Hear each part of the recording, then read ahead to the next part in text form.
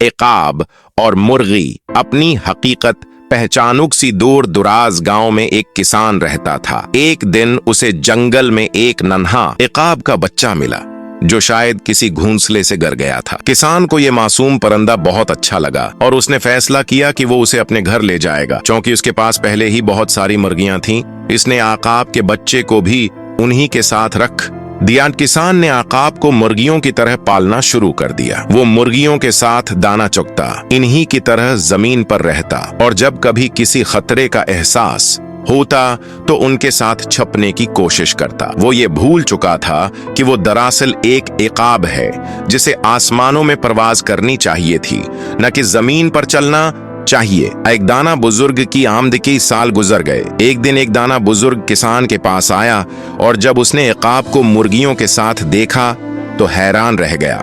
वो किसान से बोला, ये क्या कर रहे हो? तुमने कुदरत के एक अजीम परिंदे को जमीन पर चलने पर मजबूर कर दिया है, जबकि उसे आसमानों में परवाज करनी चाहिए।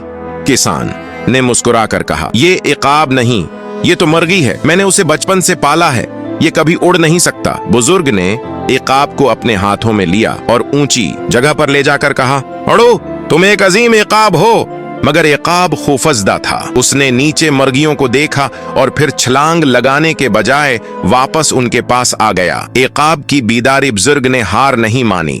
अगले दिन वो इकाब को एक और ऊंची जगह ले गए और दोबारा उसे परवाज करने को कहा। मगर इकाब ने फिर नीचे देखा और घबराकर जमीन पर वापस आ गया।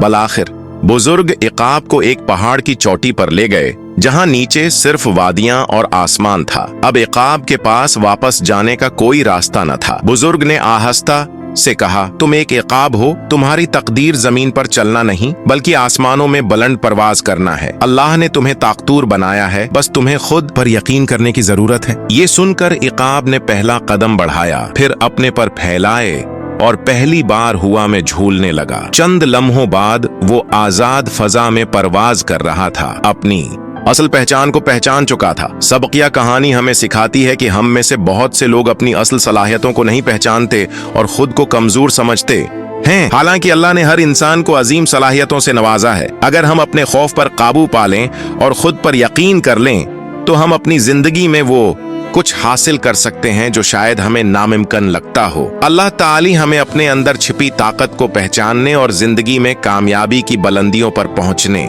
की तौफीक अता फरमाए।